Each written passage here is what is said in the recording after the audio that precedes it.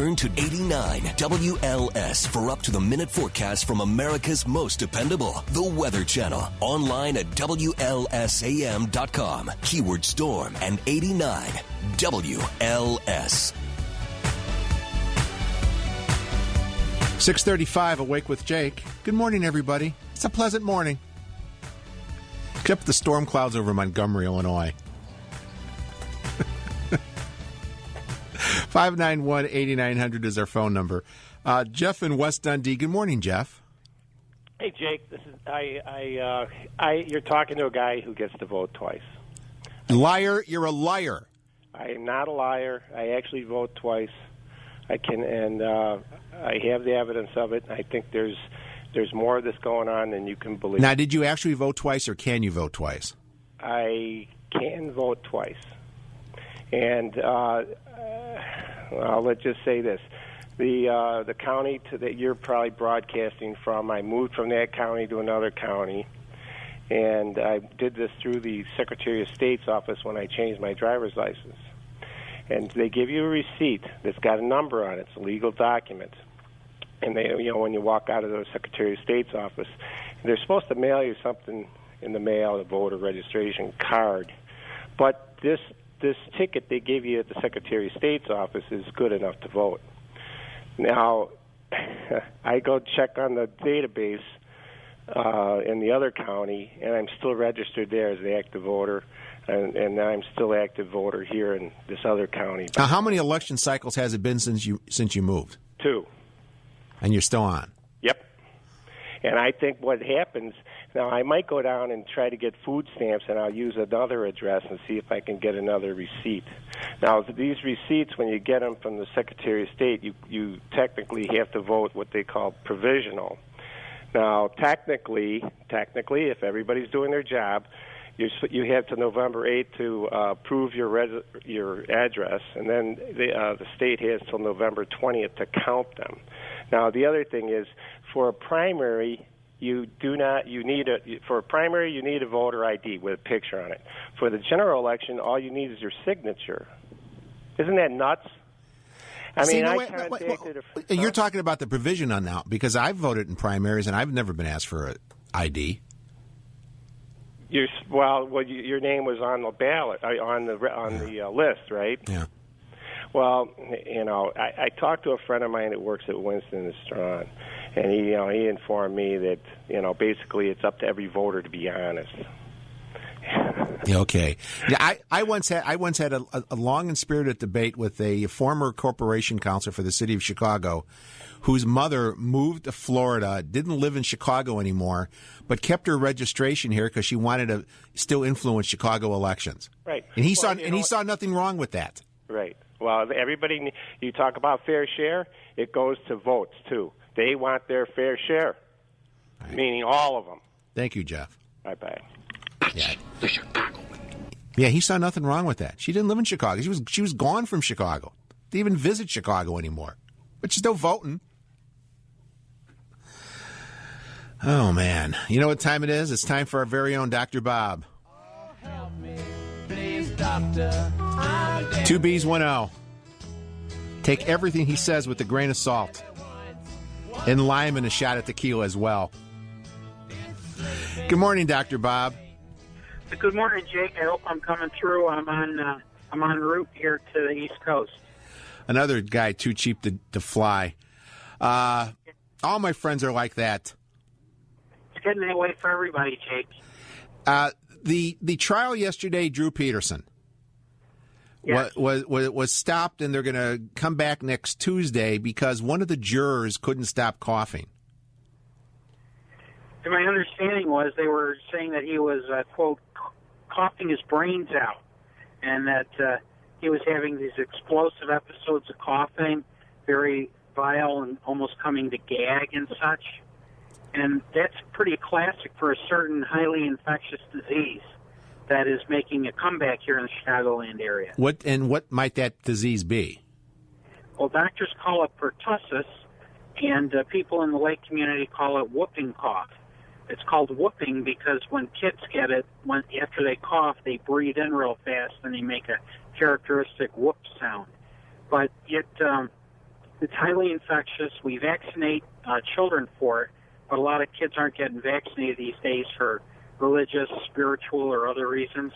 And there's a new vaccine out that can provide protection to adults, but immunity to whooping cough, even if you had a natural case of the disease, immunity wanes within 20 years to vaccination or disease, so that virtually all adults are susceptible who have not been vaccinated. Now, you're not saying this juror has this, but he shows the symptoms of this. I'm not saying that he has it. I have no firsthand knowledge, but it really sounds like he may have pertussis. And if he's got pertussis, it's virtually 100% contagious to people around him, and all the other jurors around him will get it. People in the court will get it, and it won't all be everybody at once, but it could provoke a pretty serious impact on the speed of this trial. So that's something to look out for. If other people start coughing. Yeah, in about 4 to 5 days, if other people start coughing, you heard it here first. And what's the treatment for it? What if you've got this? What do you take? Well, the best thing is something called a macrolide antibiotic, historically erythromycin. Most of the time, azithromycin or Zithromax is given, not for 5 days, but usually for 10 to 14 days. There's a medicine called Bactrim or trimethoprim sulfamethoxazole, which has been listed as being active. But every time I've tried to treat pertussis with that, it's not worked to treat it. So it's usually Biaxin, clarithromycin, azithromycin, or quote Z-Pak. All right, let me switch gears. And when you watch TV news, you learn something new every day. When I was out of town, I turned on the local station, and there was a story about women's breast milk.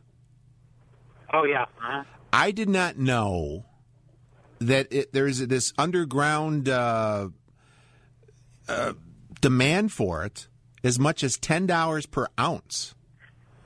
And they showed this woman, they were talking about it, it's like women are making these deals like drug deals. And they showed this woman, her refrigerator, freezer, whatever, she had all these bags of milk in there. When did that start? $10 an ounce? Well, I think it's starting now in California, Jake. Did they do anything about an underground market for placentas? No, I didn't see that. Because there's a lot of women out there, a lot of families out there that eat the placenta after a child is born. And that's really not standard fare throughout the country. Yeah, there's a lot of strange things go on in California, but I didn't realize there was this underground demand for women's breast milk. Well, I would assume that this is like adult men or adults looking for the breast milk. But there's a... It's women. Oh. It's women, yeah. It's real common for breastfeeding mothers, if they're highly motivated to breastfeed, other mothers, and they're unable to produce milk because not every woman is able to produce milk. And it's not based on the size of the breast either. But some women with small breasts can produce large amounts of milk. Some women with large breasts can't produce much at all. And a lot of women will pump and share their milk with other mothers who are highly motivated to breastfeed but can't produce milk. And I've never known that to be a money-related thing. But breast milk can get infected, just like, potato salad at a county fair or a picnic can get infected with certain germs that can lead to food poisoning. Well, see, I'd be concerned about, you don't know who you're getting the breast milk from. You don't know their background. You don't know if they have any kind of diseases, anything. That's in the breast milk banks that I'm talking about. Women are screened for HIV. HIV can be transmitted through breast milk. Hepatitis B can be transmitted through breast milk. But most other infections, it's unlikely to transmit through breast milk. But you're absolutely right. If they're just selling it underground on the black market out there, I would bet that there's no certification program or anything for the donors as to whether the milk is clean or not of infection. All right, let me bring everybody up to date now on a story that's breaking in the Chicago Sun-Times. Michael Sneed has an exclusive interview with Alderman Sandy Jackson, wife of Congressman Jesse Jackson Jr., and she's talking about what her husband is going on with her husband. She said any, stories that he attempted suicide or was receiving help for alcohol or drug addiction. She says no. She says, quote, no, none of that is true. She says on June 10th, he literally collapsed. And they've had him on a total news blackout. So she says his collapse was D-Day for us. She said, the claims that, she says, we decided to impose a news blackout during his treatment to enable him to heal. And she said reports of him being upset over the federal indictment of his friend Nyack, she said can't be true because Nyack was arrested June 20th after the blackout was imposed. That was 10 days after. He said he doesn't know anything about the indictment. She says his collapse was prefaced by a tough political schedule, scrutiny, scandal, and a balancing of family life. She says, I was in Chicago when Jesse, who was at home at Washington, D.C., collapsed. His father, Reverend Jackson, called him on his phone and felt he didn't sound right. She said Jesse told his father he was so exhausted he couldn't take another step. That's when Reverend Jackson and Jesse's brother Yusef took him to George Washington Hospital. His body was just worn out. I never really wanted him to have the gastric surgery. In the first place, he called and told me not to worry, but it was obvious he was suffering from a form of depression. So Yusef took him at my suggestion to the Sierra Tucson Treatment Center in Arizona, where they specialize in mental health. And from there, they decided he should go to Mayo Clinic because they thought it had something to do with the depression, had something to do with the weight loss surgery he had. And there they took him by private plane to Mayo where he's being treated. She said, I thought it might be a good thing to drive to the Mayo Clinic from Tucson to give him a break, but for security purpose, we decided to fly privately. And she says, what I can tell you is my husband has his good days and bad days, and they are increasing his depression medication to therapeutic levels. What do you make of all that? Well, a lot of people that go through weight loss surgery, they have to go through psychological testing ahead of time because a lot of people think that once they lose weight, that suddenly their life's going to change and they're going to become, things are going to be different. They may be popular, may have a successful marriage at that point, or something like that. And they really do their best to try to make sure that people are psychologically stable and don't have those type of maybe unreasonable expectations before they have the surgery. Now, that's like the standard person that's going to have weight loss surgery. Now, Jesse Junior may have some underlying other issue like an endocrinological problem, like, adrenal insufficiency can lead to depression, like what Jack Kennedy had, and he was taking replacement hormones. There's a lot of other things that could come to play.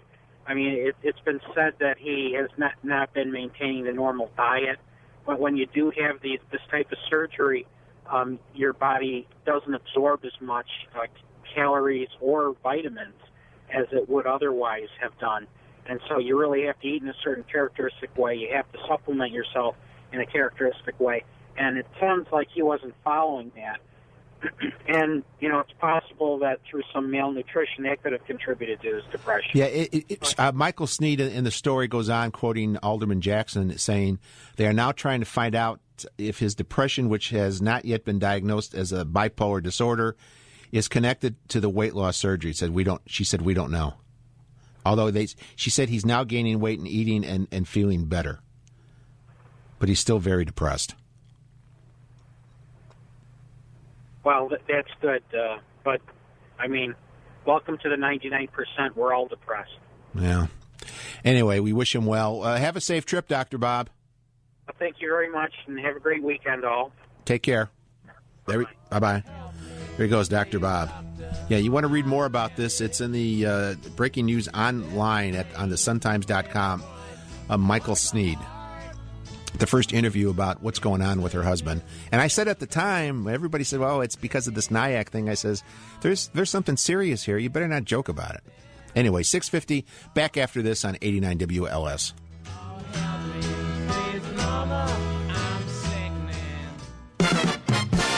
People hang on your every word. America's ruled by like an army of steamrollers. Raging waters calm at the mere sound of your voice. I said easy, big fella. Dr. Phil looks to you for advice. Are you nuts? You could be the next 89 WLS talk star. Quiet, numbskulls, I'm broadcasting. 89 WLS is on a mission to find the next person to join the ranks of Chicago's talk icons. You get to say you're colleagues of Bruce Wolf and Dan Propp. Get all the details and submit your audition today at WLSAM.com. Hi, Tom Bodette, restoring some sanity to this election season by starting my own super PAC. Gonna call it Six Pack. But instead of collecting huge checks from anonymous donors to make annoying TV ads that scare the pants off you, we're going to collect the lowest price of any national chain. And in exchange, rather than political influence or being appointed ambassador to Fiji, you get a clean, comfortable room with a TV you can turn off.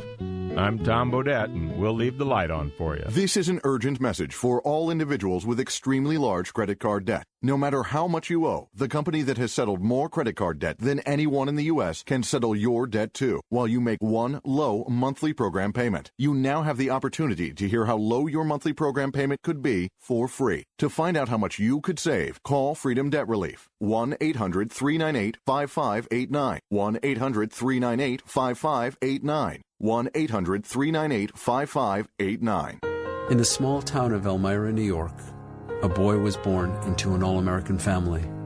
The odds of him achieving his dream in the fashion industry? 1 in 23 million. The odds of having a child diagnosed with autism? 1 in 110. I am Tommy Hilfiger, and my family is affected by autism. Learn more at autismspeaks.org/signs. Brought to you by Autism Speaks and the Ad Council. More than 100 million wild animals are killed each year, illegally. Poaching is just one of the risks animals face at our hands. I'm Tom Barry. I'm an actor. I grew up in the beautiful rural countryside of Ohio, where animals roamed freely in the open forests. I have a deep concern to help preserve those open spaces for our wildlife friends so they can live and thrive like they used to. Destruction of their habitats threaten their very existence. The best way to protect wildlife is to protect the land where they live. The Humane Society Wildlife Land Trust works with private landowners to protect wildlife, to preserve natural habitats, and establish permanent sanctuaries. To learn more or to work with the Humane Society Wildlife Land Trust, call 800-729-SAVE. That's 800-729-SAVE. Or visit wildlifelandtrust.org. Thank you. And a nation and across the globe is just minutes away with ABC News, 89 WLS and WLSAM.com. 6:54 Saturday morning. The sun's out. Going to leave it out. It's summer.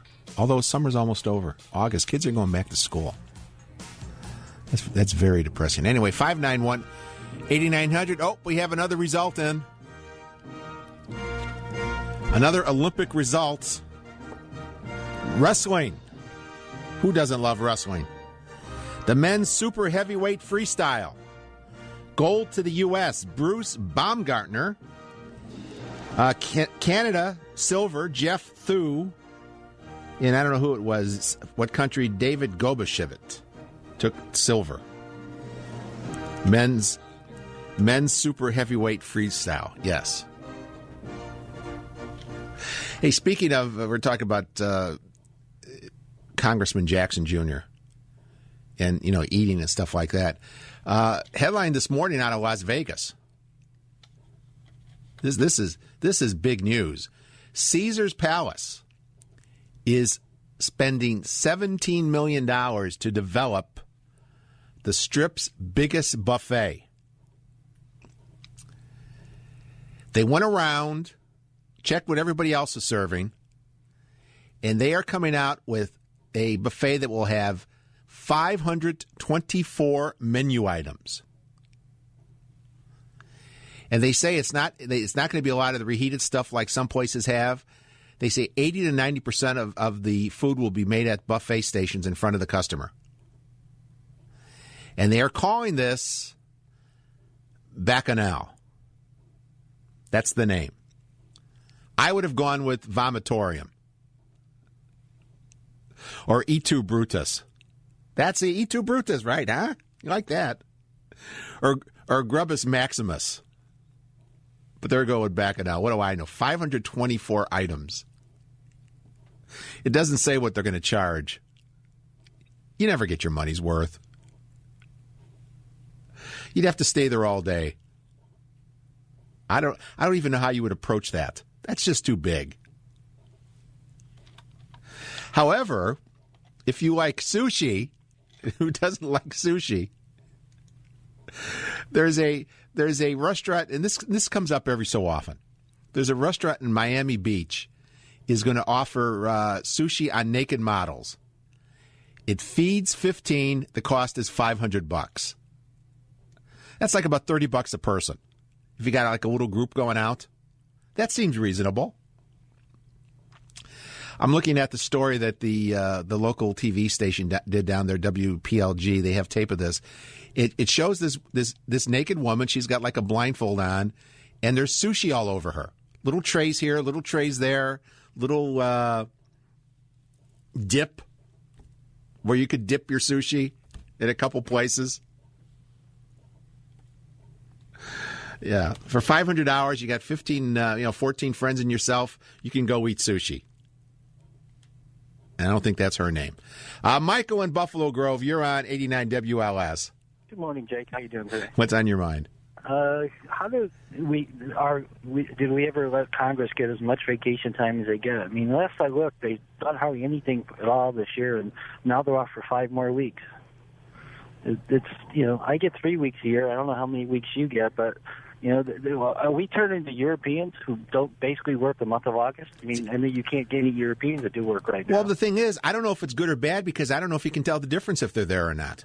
Oh, I know. I know. I've been to Congressman Dole's town hall meetings he used to do back in 2010, and all the things he swore that was like, we're going to cut corporate rate from 35 to 28. They've never done. We're going to do this. We're going to do that. It doesn't matter which side of the floor you look at. Neither one have done anything in the 2 years they've been there. You know what? It's political because if one side gives in to the other, then it's, they're going to use it for political gain or not gain, and nothing gets done. It's at a standstill.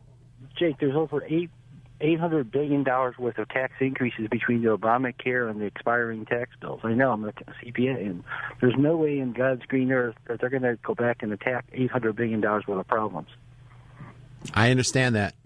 I think the economy, even though it's on this soaring recovery right now, I think come January 1st it's going to go into the crapper. You mean the recovery of 2010 that we were told about? Yes, the third summer of recovery. Yes. Yes, I remember that. Thanks, Mike. Have a great day.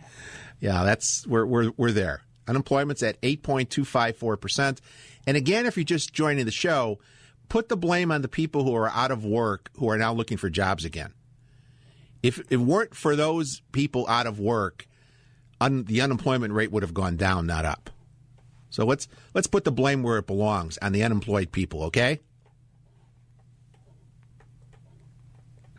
Anyway, another hour gone, more to come. We're going to get into the Chick-fil-A, Romney's taxes, plus, in Ohio, the military. And will they have the same rights to vote as everybody else or more or less? We'll see.